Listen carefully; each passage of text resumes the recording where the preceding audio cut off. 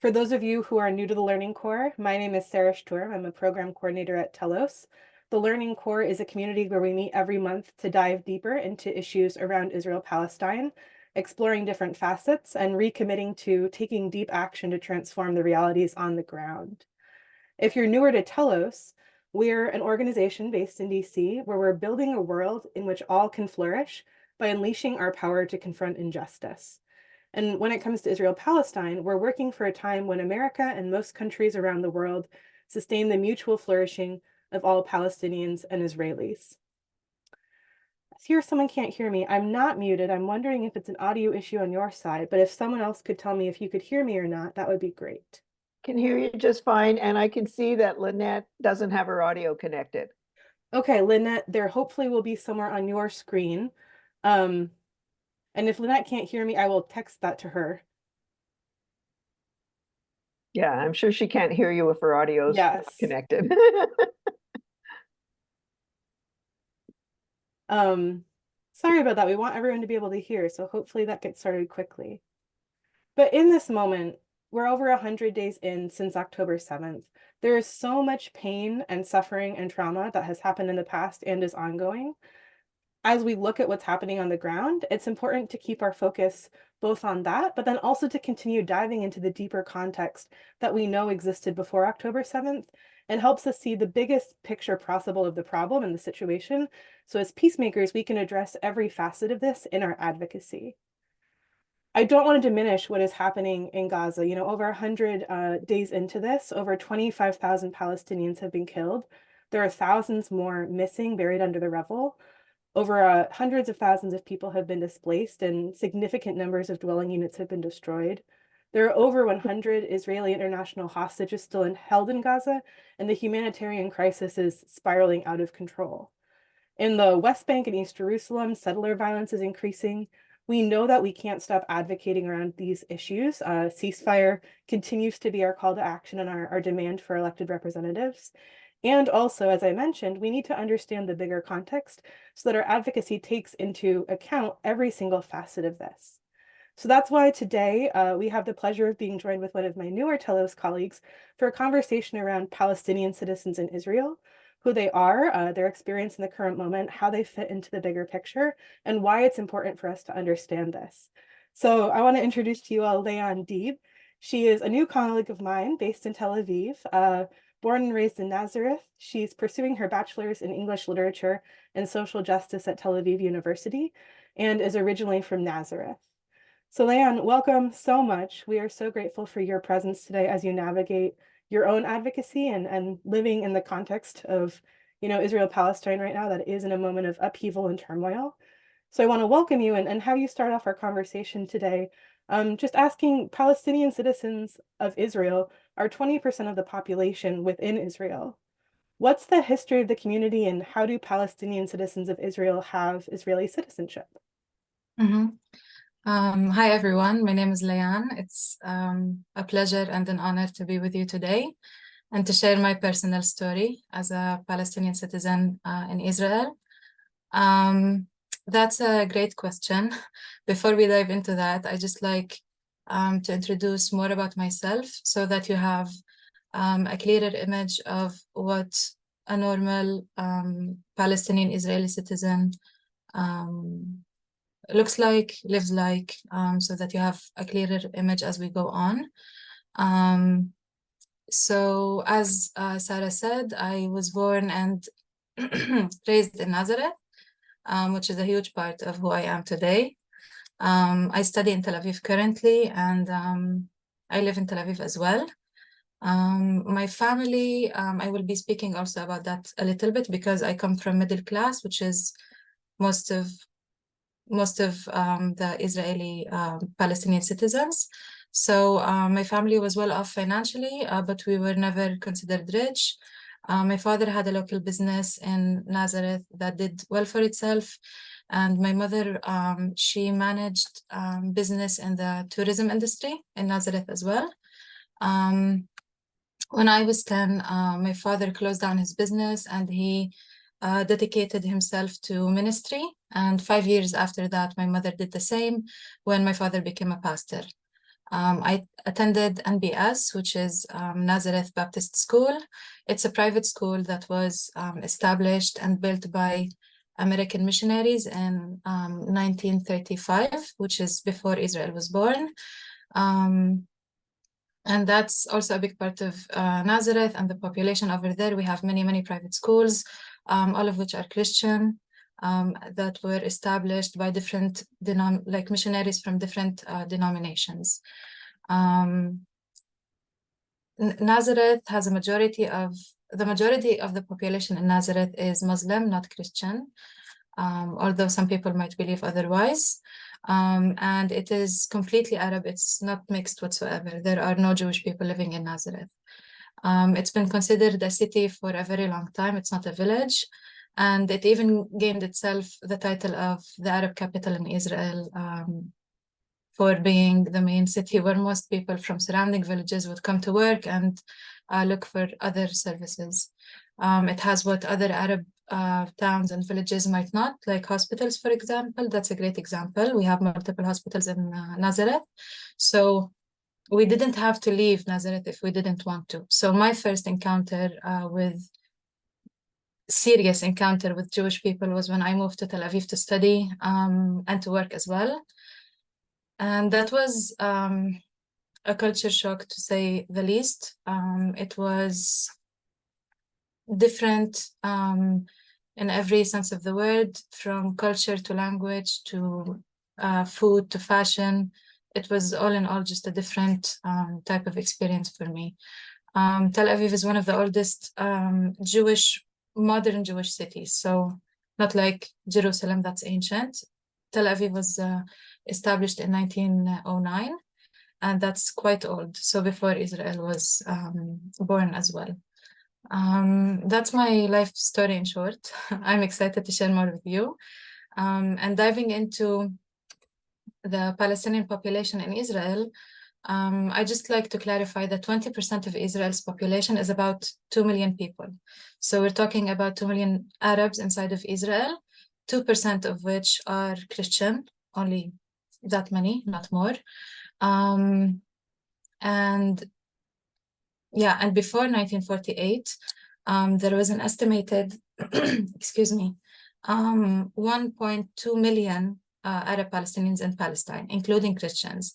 So there is no definite number of how many Palestinians were killed or expelled during the Nakba, but we do know that more than half of the population was expelled, so more than 600,000 Palestinians. It's estimated to be around 750,000.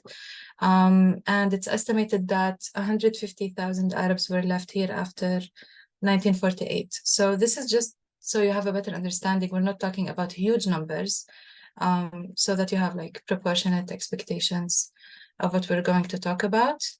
The Arabs of 1948, they have different stories of how they were able to stay here. Some places were not invaded by the army. Another great example is Nazareth. Nazareth was under a full siege for 2 months after the declaration of the state of Israel. The army couldn't invade because it holds significant religious importance, and it had the indirect protection of the Vatican. It had also international monks, priests, and nuns, which was a big reason for the hold on violence.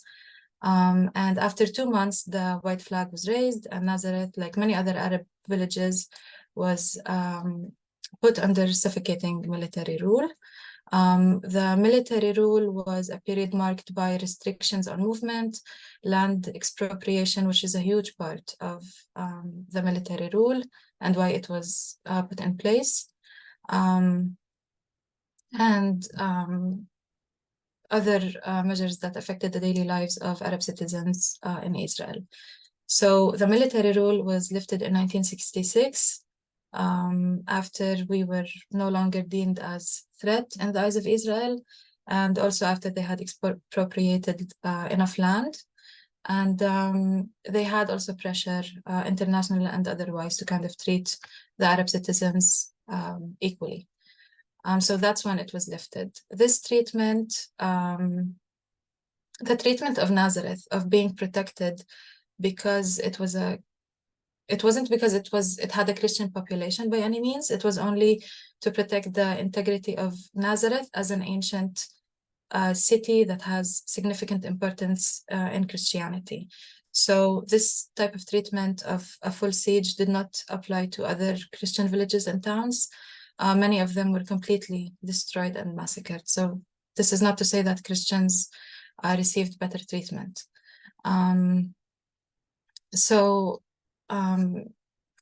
Others, that's one side of the story.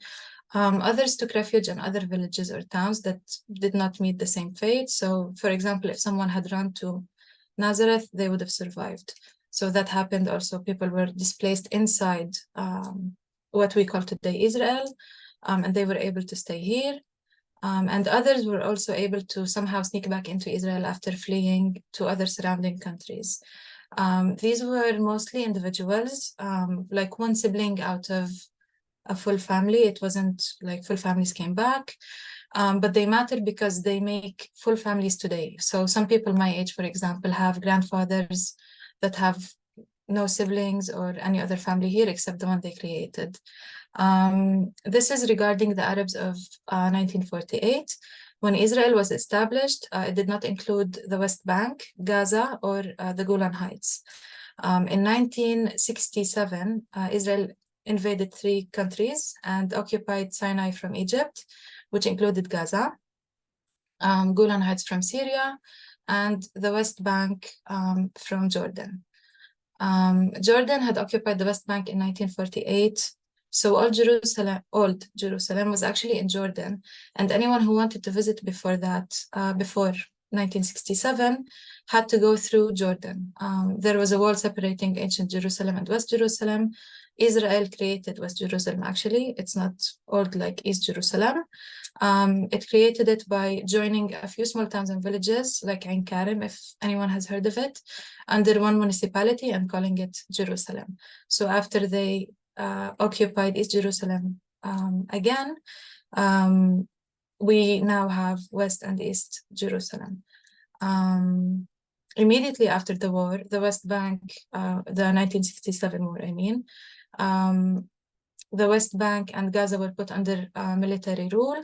Jerusalem was annexed because it was important to the Jewish people. They couldn't consider it a Palestinian territory, so it was annexed. And the Arabs already living in Jerusalem, they were not given citizenship, they were given residency. So they have no passports. They can apply, but it's very hard to get one. And that makes up another part of the Palestinian citizens of Israel, which are not actually citizens, the residents, some of them.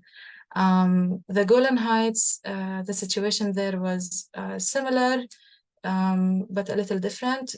They were under military rule until 1981 and were often, and then were offered a residency and the option to apply for an Israeli citizenship. But that also is a little different because of the population there and other aspects, but just so you have an understanding. So that makes up all of the Palestinian citizens of Israel. That's such helpful historical context, Layan. Thank you. And I appreciate you sharing about your family and your experience too.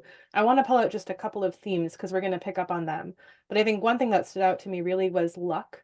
The luck that resulted in, staying or fleeing around 1947, 1948, when Israel was created. The people who, stayed or fled within what became Israel were able to stay and get citizenship, as you described.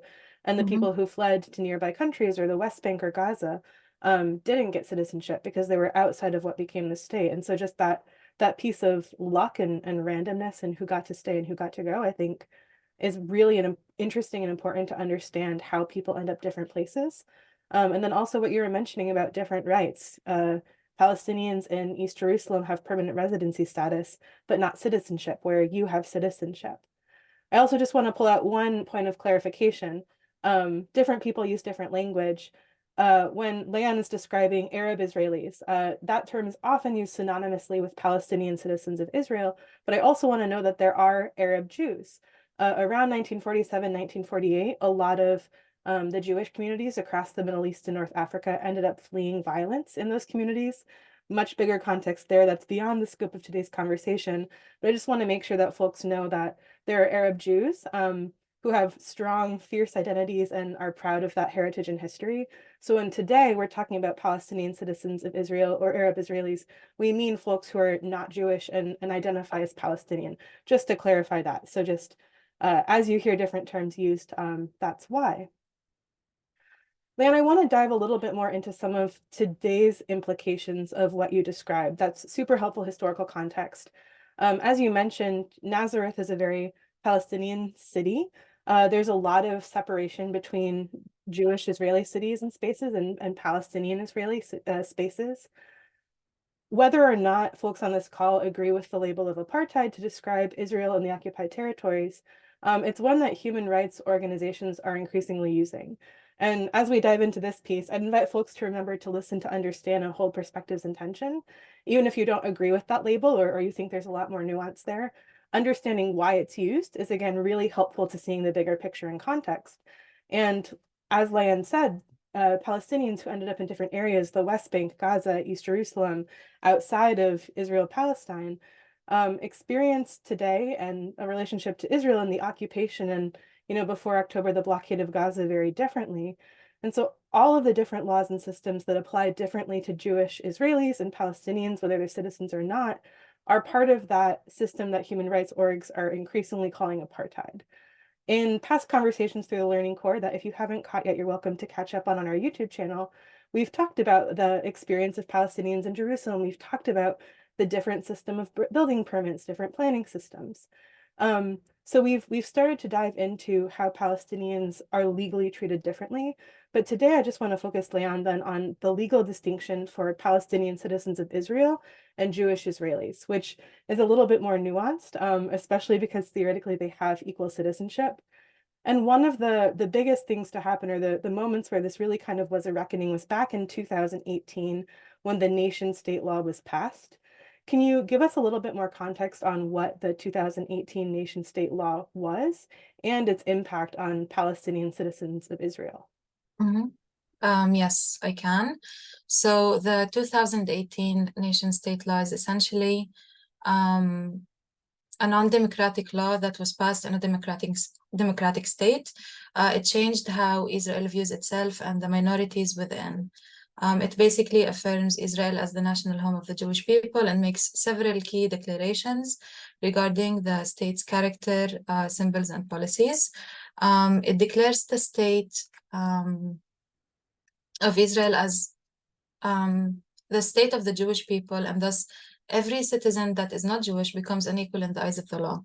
It also declared, and this is one of the main differences it made, it declared Hebrew as the only official language of the state and removed Arabic as an official language. This means that there are no longer any obligations to translate anything to Arabic, and this applies to things from legal documents to street signs. These two aspects of this law is what had the most impact on the Palestinian citizens of Israel. This law prioritized the fact that Israel is a Jewish state over its democracy, basically. So Jewish people get more benefits than the Arabs, even if we do the same things. For example, serving in the army. If an Arab citizen decides to serve in the army, they get benefits from the state, but they are in no way, shape, or form equal to what a Jewish citizen would get out of it. Through the eyes of the law, we can no longer view ourselves as equal, and a new status is created to us, that being Class B citizens. This indicates a shift in the state's nature, you can say, and it opens the opportunity for illegal uprising. This law, in many ways, helped legitimize racism and discrimination against Arabs in Israel. It is now harder for us to rent apartments, get employed, and do other basic things that are necessary to survive. And although these things were an issue before the nation-state law, things from crime in our communities to urban discrimination, dealing with traffic and such, have become much worse since. We have a huge issue of crime in our communities, and it is not dealt with whatsoever. One can even say it's a little encouraged. The way weapons are stolen from military bases is frankly ridiculous. It happens in broad daylight with trucks that just go inside a military base and take weapons. Cases that are filed against crime in our cities are closed by the police without any investigation. Last year, we witnessed the highest number of casualties in the Arab community by organized crime. And almost every day, someone is killed in an Arab city or village, which is insane. After the outbreak of the war, crime in Arab communities declined by 60% due to police just patrolling our cities and going around in cars. And I've seen more police cars in Nazareth in the past 3 months than my entire life, which says a lot. But to tie all of this together, just, you know, since the nation state law, our quality of life has been in constant decline, and living here has become much harder, to put it just to one sentence, basically. Yeah, I appreciate that context. As you're sharing, Layan, it makes me think of the different types of violence we've talked about in this community before: structural violence, cultural violence, and direct violence. Structural violence would be, legally saying, is Palestinian citizens of Israel are second-class citizens, or enshrining it as a Jewish state. That is a form of potentially a structural violence. And again, if you disagree, we don't need to debate it today. I'm putting it out there to think about. Cultural violence is then that belief that because it's enshrined in law that Palestinian citizens of Israel are lesser, that it's okay to go in and target them, or that their communities aren't as worth protecting. And it also enables direct violence, as Layan was saying, people in communities being, hurt or killed or targeted without, retribution, or without accountability through official policing mechanisms. All of those different pieces of violence tie in together, and that is in part why it was so significant this was enshrined as a basic law. And maybe I should have led with this, but for some of those of you who are less familiar with how Israel's legal system works, Israel has a set of basic laws that serve kind of instead of a constitution. So it was really significant. It wasn't just like, in the US, Congress passed this law. This was a really significant kind of structural shift that Israel chose to make. And the piece, Layan, that you highlighted, that question or that tension of what does it mean to be a Jewish democracy, is not one that any of us on this call today can answer, but I think is one that a lot of Jewish activists and folks in Israel are wrestling with when it comes to exactly what you laid out, what it means that in terms of equality and equal rights, and is a real tension that we're not going to solve, but I think is important to name. So that's really helpful context. Thank you. The other piece that I think is a really big structural inequality between Palestinian citizens of Israel and Jewish Israelis, or who can become citizens, has to do with the law of return and how that applies differently for potential new citizens. So what is the law of return, and how does it treat new Jewish citizens differently by excluding Palestinians from opportunities for citizenship? So the law of return was enacted in 1950. It grants Jews from anywhere in the world the right to immigrate to Israel and obtain Israeli citizenship. The law is foundational to Israel's identity as a Jewish state, something that they hold dear. It's very important to who they are and what the identity of the state is. And yeah, it just provides a legal basis for Jews to return to what they believe is their homeland. The law of return specifically applies to individuals who are Jewish or have at least one Jewish grandparent. And it used to include having not practiced a religion other than Judaism willingly. It was later amended to include converts to Judaism as well. And this is something it happens a lot. People convert to Judaism to be able to be considered a Jewish person. Essentially, the law operates on the principle of Jewish nationality or ethnicity rather than religious belief alone as a criterion for eligibility.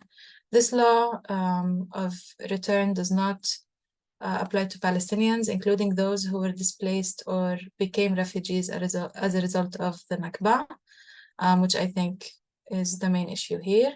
Palestinians who were displaced or fled during the 1948 and their descendants are not granted the right to return to their former homes or lands within the current borders of Israel under this law. Instead, their claims are addressed through a separate legal political context, one that is tied to the Israeli-Palestinian conflict now and the broader peace process negotiations. So the right to return for Palestinians is a key issue in these negotiations always, and it's always problematic. That's basically it. I hope I didn't miss anything. No, that's really helpful. And I think, again, everything you lay out just highlights another tension that we can't solve for today, isn't our job to solve, but it's important to note and hold. Part of why there's the law of return for Jews to immigrate or make aliyah to Israel is because of a feeling of global anti-Semitism and the need for a safe Jewish homeland, which is, I think, why a lot of folks end up immigrating, held in tension with the right of return that's legally enshrined in laws for Palestinians and is part of, during the 1993 Oslo peace process, was part of the final status issues that were going to be put on the table later.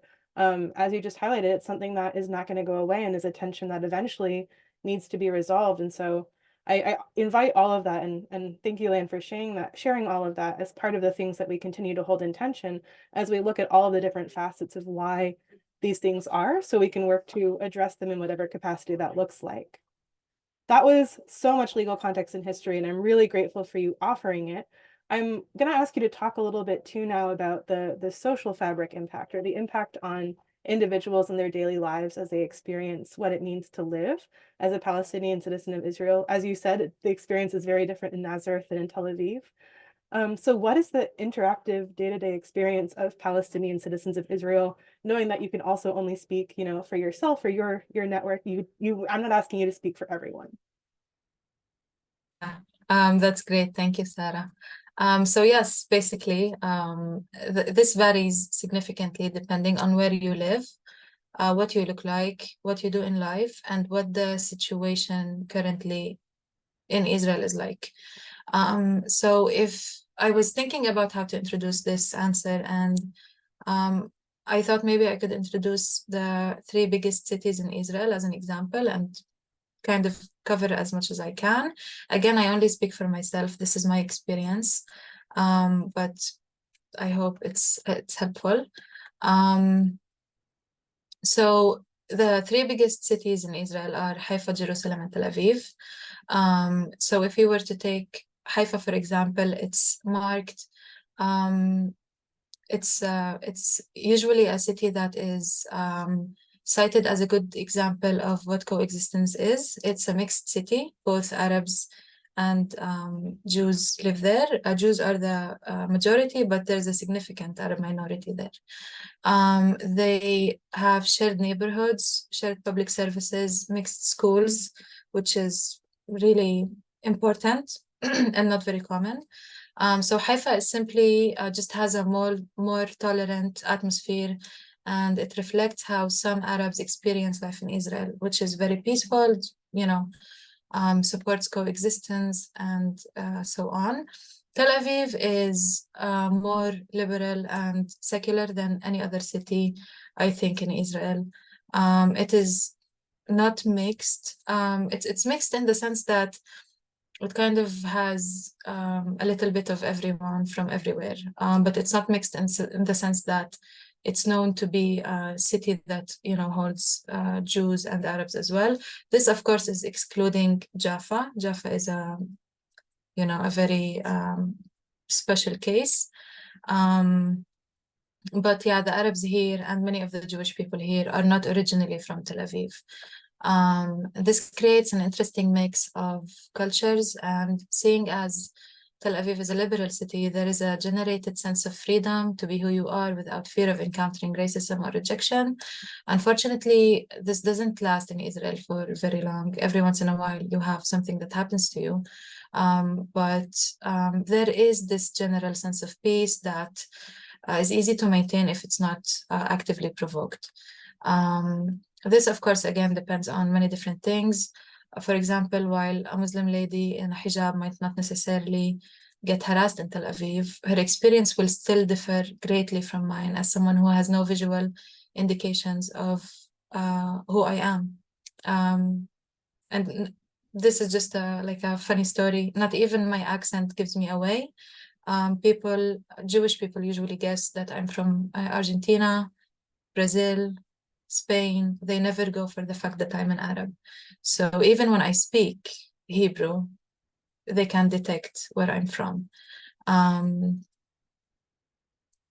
Just a sec. I think that as you're gathering your thoughts, Layan, I think that's a really interesting point that how we engage with one another, whether in Israel, Palestine, or here, so often is based on assumptions we make about people. And all of us have those biases, but to me, that's an opportunity to continually self-interrogate how they show up and how we engage with folks based on who we assume they are. And I didn't know that. That's really interesting for me to hear as one of your colleagues. So I appreciate you sharing that. Yeah. It's for sure interesting. It always surprises me, but yeah, so this also depends again greatly on also what's happening, which I want to bring up because of the situation now. If I felt safe speaking Arabic on public transportation, for example, I don't feel safe doing that today because it will instantly change whatever interactive experience I was surrounded in that moment. So even if it's just a simple glance from the person next to me on the bus, the interactive experience has changed. So we're constantly in just a changing situation of what we experience, depending on what we look like, what the situation is, and where we are, which leads me to Jerusalem. Of course, Jerusalem is much different, and the tension there is much, much heavier. It's really just in my experience, it's a prime example of what happens when people can see who you are. Orthodox Jews, religious Muslims, and it's what happens when the IDF is present in the way it is in Jerusalem. And also, let's not forget the fact that it's geographically close to the West Bank as well. So that's just to, put it in short. Our interactive experience always changes depending on so many aspects. And this also applies for the Jewish people. Like an Orthodox Jew, I'm sure he feels differently in Jerusalem than in Tel Aviv. So this, I think, just kind of is all around the country. I want to bring in Tom's question because it's relevant to this before we shift to a little bit more about right now. Tom's asking, so when people meet you in Tel Aviv and they think you're from South America, do they immediately treat you differently once they find out that you are an Arab Christian from Nazareth? And just a point of clarification, Nazareth is in the north of Israel. So even though it's a Palestinian city, it is within the state of Israel. So do they treat you differently afterwards? So I will get into this point of when I say that I'm a Christian, what happens later on, but I don't offer the information that I'm Christian straight away. I'm not like from Nazareth. As I said, Nazareth, the majority over there is Muslim. So when I say I'm from Nazareth, they can't know what religion I belong to. There's always this awkward kind of silence after I say that I'm Arab. It's always like, oh, and it is what it is. But I never like it doesn't change in a way that like they become more hostile or anything like that. But there's definitely a shift in energy after they find out I'm Arab. I can feel it, they can feel it. The interaction is no longer the same, but it's nothing or, you know. Thank you for sharing. I want to dive into that piece about different parts of, Palestinian identity. We've talked not just today, but I mentioned earlier, and you mentioned that the experience for Palestinians in Israel is different from in the West Bank, from East Jerusalem, from Gaza, and in the diaspora. Can you talk a little bit about the relationship between those different communities of Palestinians? What does it look like to have that as an identity and yet have very different experiences and freedom of movement and access to one another? What is the dynamic between Palestinians in Israel, East Jerusalem, Gaza, the West Bank, all of those different fragmented pieces? Yeah, that's a great question, actually. The technique that Israel has used for decades is creating different classes for Palestinians inside of Israel and the West Bank and in Gaza.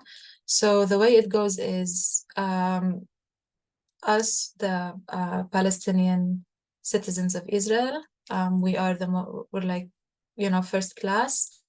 The Arabs of Jerusalem come next, the Arabs in the West Bank, and then last is Gaza. And then what they do is they also divide us inside of these groups that they've already built, according to who they deem better. So this is just like an example, an analogy, if you will, that might make this easier for you to understand. Even if I spoke Arabic in the bus, the reaction would still likely be better than that I received than what a girl wearing a hijab would get. So if we were both on the bus and we were on the same bus, we would be aware of how differently we are perceived according to these differences, although we are still both Palestinians, and this ultimately creates an awareness between me and the girl that was not initiated by us, but we can't look past. So this is kind of how it is living here with, one of the biggest culture shocks I think that I got after moving to Tel Aviv was that almost every single time it was established that I'm an Arab, the question that would follow would be whether I'm Muslim or Christian. So Tom, this might help you understand better. But in my culture, it's considered rude to ask this question simply because it's not supposed to change the way you treat someone. So in my community, people are instantly suspicious of your intentions if you ask that. When I moved here, there was no hesitation to ask what my religion is. Not that I minded again, but what followed that was very uncomfortable most of the time. And almost always my answer of being Christian was followed by a Jewish person praising me and putting down the Muslim Palestinian that lives next to me. Because Israel's propaganda worked on both Arabs and Jews. So just like the Jewish people lean into that propaganda against us, some of us can't resist the temptation of falling into that and trying to gain respect for simply being Christian. So this plays, on both parties, and it's a tricky dynamic. I won't get into this extensively. Excuse me. But the religious differences around the conflict is also something that Israel uses to its advantage. Sorry. And just like how Christians fall into what I just mentioned, Muslims also fall into what I'm about to share now is it's because they fall into the idea that the conflict is religious. And because it doesn't matter how, I think, legitimate your connection to the conflict is made through your religion, it doesn't change the fact that both Muslims and Christians underwent the Nakba. So this also helps Israel, not in the international sense, but in the national sense, but also in the international sense, so that when things like what is happening now draw the global attention, the world would be overwhelmed by the giant claims of each side and forget about the minorities that could make people question their beliefs. So again, this dynamic kind of integrates itself into our reality, the global, international reality, and also the Jewish reality. So it's all very complex. This was on the dynamics inside of Israel. The same technique of divide and conquer also applies to us and the Palestinians living in Palestinian territories. So we have tensions between us that were simply created because each of us ended on a different side of the border. And this reminds me, Sarah, what you said about luck. Many times it's treated exactly like that. We are mostly perceived inside of Israel as traitors, from the simple fact that we speak the language, which is something that we wouldn't be able to survive without, to more important facts like how some of us choose to serve in the IDF, which I think is something we can and should abstain from. So it kind of varies, but we are always kind of treated with a sense of you're a traitor, you work with the enemy and such. But this is a stereotype, yeah, that we deal with collectively, regardless of what our political and humanitarian stance might be. These are two major dynamics that we experience, but it is safe to say that this hostility that is felt between us is felt between every two classes, regardless of where they are. So people in Gaza might view people in the West Bank, how people in the West Bank view us as traitors, and so on. This, also applies to those in the diaspora. Having said that, social media has changed these dynamics a little bit by facilitating communication that transcends the barriers of occupation. But what has most brought us together was that one of the things we all have in common is that our living situation as Arabs inside of Israel or in Palestinian territories is continuously deteriorating. And that has shattered some of the illusion that Israel helped create for us, that basically says, if you're having a good life, then stay quiet. And this idea has bled into the Israeli public as well. I don't know if you've seen this comment or heard this before, but there is a famous comeback that people who support Israel like to say, and that is, if you're unhappy here, go live in Gaza. And this is actually just a funny story. It's a little sad, maybe not funny, but I think it reflects the mentality of the average Israeli well. I was speaking to a friend of mine after the war broke out, and he had posted on social media saying, if you don't like living here, go live in Jenin. And it kind of surprised me, because I was like, that's the first time someone says Jenin. Jenin is in the West Bank, for those of you who don't know. And suddenly it dawned on me, I was like, for him to say go to Gaza after what's happening there is kind of taking it a step too far. So he settled for Jenin. And this really is just, it reflects the Israeli mentality and expectations of me to be a good Arab and be grateful for my living situation when I could be in a far worse situation. But that's not the standard that I want to apply to my own life. And the thing is, I'm not living a good life, not like I'm supposed to be. I can get arrested for a simple post about the need for a ceasefire, just to simply say, let's have peace. If not arrested, expelled, fired, stuff like that. Crime in my community, as I said, is at an all-time high. We suffer from severe traffic in Arab cities as a result of urban discrimination. This is a serious issue. It's not like I'm bringing it up and it's random. It's driving in Arab cities is a nightmare. Life here is constantly becoming more expensive. So this creates a sense of unity between Palestinians everywhere that is fueled by Israel's treatment of us. So that's kind of all of it.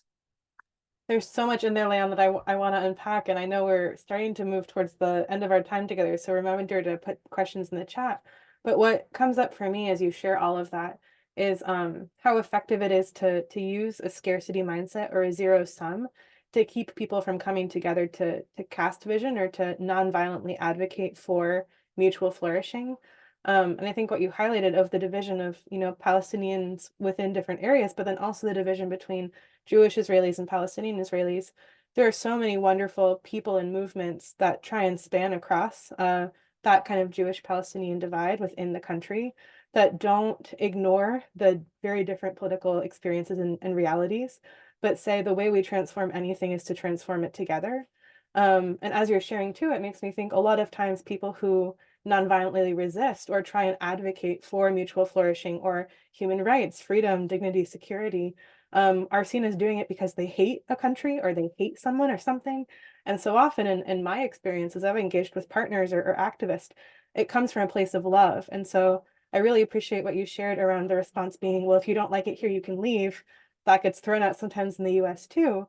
But to try and, self-interrogate, to try and make your own society and culture and place better because it is a home you care about, to me, that is an act of love and wanting to be more than, a system of violence.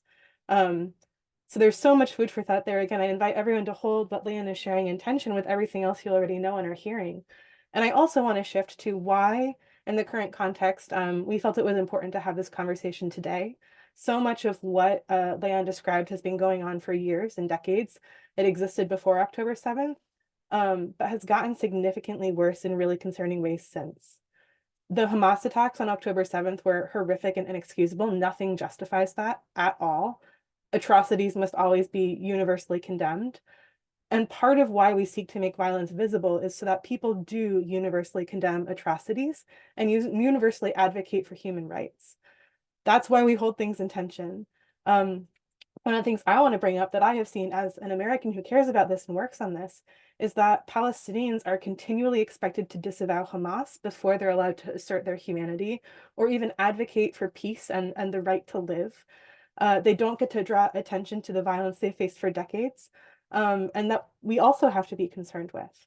And I bring this up not as a comparison at all about trauma or tragedy or impact, but the fact that no one should have to disavow egregious acts of violence in order to assert their humanity, no matter who they are, where they come from. And as peacemakers, and especially those of us on the call who aren't Israeli, Jewish, or Palestinian, or even if we are, asserting that we are not going to pit people against each other, that we are not going to ask Jews or Palestinians to assert their right to humanity, is part of advocating universally for human rights, so that we address and condemn and try and transform violence wherever it happens, with integrity and with consistency, I think is the word I'm looking for. So Layan, can you share a little bit more about what it has been like, not just for you, but for Palestinian citizens of Israel to speak out in pursuit of peace or even calling for a ceasefire? What has the climate been like, and what is the impact on your community? So talking about stopping the war or having a ceasefire or anything that might support a pro-Palestinian approach, if you will, is absolutely impossible to do inside of Israel. The average Jewish person today is terrified and paranoid, primarily because they had never experienced an attack as horrific as this one since the state of Israel was established. And this has led us, the Arab citizens of Israel, to be presumed guilty until proven otherwise, which in turn terrifies us. During the first few days of the war, I'll never forget this, honestly, when tensions and paranoia were at their highest, it was repeatedly stated on national news channels, whether indirectly or directly, that we are the enemy within. I remember a guy saying on, again, national TV, he was like, I'm worried about Hamas because he felt, I mean, there were a few still inside, but I'm also worried about the Arabs of Israel because they might decide to betray and kill us. And this was said at the time when tension was at its highest. So they changed the rules of the game simply because they could. And they refused to accept and understand that I reject the title that they've given me of being their enemy, because I'm not anyone's enemy. So Arabs inside are always viewed as a collective with no regards to anything else other than the fact that we are Arabs. In times like these, we are all treated the same, and we all suffer collective punishment for it, just like you see in other, in Gaza, for example. Meanwhile, if you go to a Jewish person and you ask them for, and this actually happened to me, I have a good story of this. The same guy I was talking to before who told me to go to Jenin, we were talking, and at the beginning of the conversation, it really just took him 10 seconds to demand I condemn Hamas. And I did, and we continued talking. And at some point through our conversation, I was kind of trying to, put forward how I feel living in a place that doesn't view me equally. And I brought up the nation state law. And he told me, I'm sorry that you have to suffer through that law, but I actually disagree with it, and I wish it hadn't passed. And I couldn't say anything to him because really his attitude was like, there, your problem is fixed. And deep down, the problem is that they really do believe that that is all they have to do to fix my situation, as if wishing it hadn't passed changes my reality.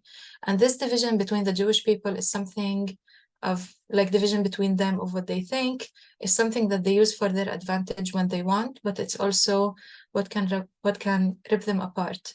Hence the unbelievable nationwide campaign of Together We Will Win. It's everywhere. It's an intentional campaign with a clear message of this is not time for division, because this is something that Jewish people in Israel suffer from. Another thing that changed this time around was the personal relationships between the Arabs and the Jewish people. It became very clear to us that any of our Jewish friends could report what we post on social media to the police, because their tolerance of what could be said against them became almost non-existent. So the title of terrorist content was given to any and every social media post that did not align with extreme Israeli pride and approval of the actions of the state. And we were fired from our jobs, expelled from universities again, and arrested without any interrogations or investigations. They first act, and then they might look into what you actually posted. And this actually went back years, like before. People would scroll down for years to find posts from again, years prior. I had a post from 2021 that I deleted on the second day of war. I didn't wait any longer. And for those of you who read the letter I wrote, I had contemplated whether to keep it anonymous or not. So the shift between us and the Jewish people resulted in changing the dynamics, excuse me, between us as Arabs inside of Israel as well. So you either became more united with fellow Arabs, or you had to cut ties with them due to their political opinions, because our tolerance was greatly impacted as well, but we could only assert dominance over our situations and relationships with other Arabs, never with other Jewish people. So this also applied to family and different types of gaps within our communities as Arabs. One worth mentioning, which I find super interesting, is the generational gap between us and our elders. October 7th, before October 7th, my friends and I could never understand how our parents could possibly encourage us not to speak out about what's happening. And after October 7th, we understood them in a way we never thought we could, and we agreed.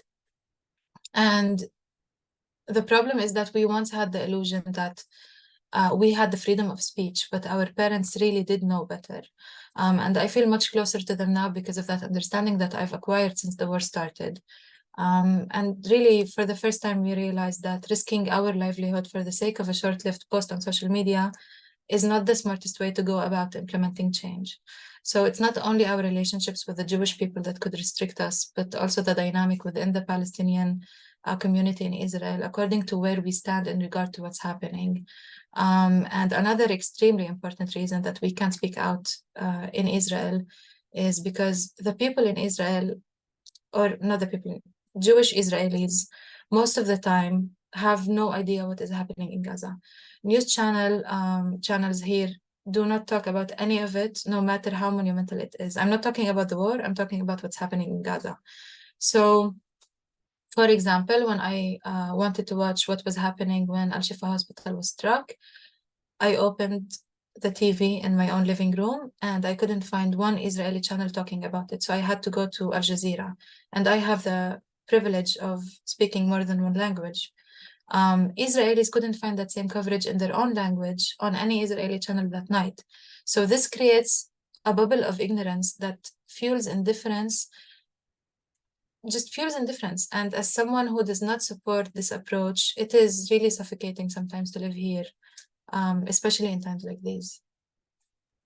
That's so helpful, Layan, and exactly what you said, right? The fear of speaking out, not with anything remotely inflammatory, things that Telos has posted or I have posted, my friends have posted, just calling for ceasefire or stating, right, a belief in the equal dignity and value of Israelis and Palestinians, have led to arrests for social media posts. Professors and academics have been fired, and not in small numbers, as have medical professionals.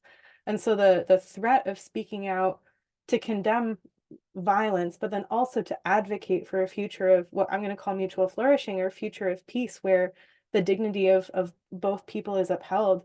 For that to be considered threatening and violent is something that I think all of us who are watching this from the outside have to take serious. And when I think about the call that Telos has to nonviolence, we define that as creative and clear resistance to injustice. And as avenues for nonviolent protest or reaction or shut off, as people are not allowed to say, I believe in peace, whether Jewish, Israeli, or Palestinian citizens of Israel, as we cut those off, we lose the ability to really dive into seeing the desire for humanity and the recognition that there is no good future for Israelis without a good future for Palestinians and vice versa.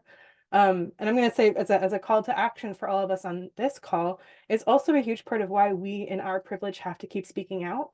As our friends and partners are silenced on the ground in Israel and in Palestine, and even in the diaspora, as they have a higher potential cost for what they post.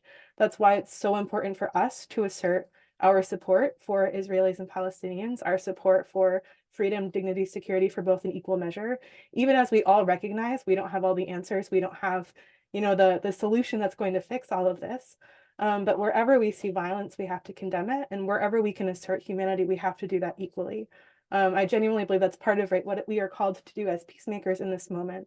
And part of that is calling for a ceasefire. We know that how we got into this is not how we get out. And a ceasefire doesn't end the work, but it stops the immediate death, killing, and destruction. So there's room for accountability and transformation. But Layan, I also want to acknowledge we're going to do everything we can as Protellus, right, to protect you from this coming back to bite you. But it takes, I think, an incredible amount of courage and willingness to come speak to us and to educate us on this. And even as all of us hold what we've heard from you in tension with everything we've already learned and held, across the time together from our different circles, listening deeply to your perspective and the perspectives you bring, holding that intention is incredibly important and powerful because it's not one we get every day in our media or even as we engage this issue.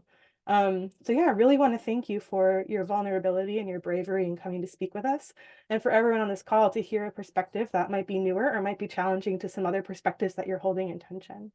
So before we wrap up, Layan, I want to just give you the last opportunity to say anything else you might want to leave us with or that you feel like we've missed. I just really want to thank you for this opportunity. And I do want to say that, as I said previously, posting on social media for me might not be the smartest way, but I believe this is the smartest way, is talking to people who, if they share your same opinion, can maybe spread that out into the world and kind of be your messengers out there to really advocate for a ceasefire, and just to try to bring this war to an end. It is horrific for both sides, even if it doesn't seem like it. And again, I just want to thank you so much for coming to listen to me. It takes courage to share, but it also takes courage to listen, I think. So I appreciate that very much. Thank you. A wonderful sentiment and a great place to end. So thank you, Layan, again for coming and speaking with us. Thank you for everyone for joining, and continue to follow Telos on social media for more real kind of time updates and analysis and ways to keep active engaged, keep elevating those voices of our partners who are calling for peace and putting that in your own words too. We know we all have agency. We believe that change is possible, even if it feels far away. And the time is now to keep leaning in and keep engaging and not tuning out. So thank you all for showing up, and have a great rest of your day. Take care.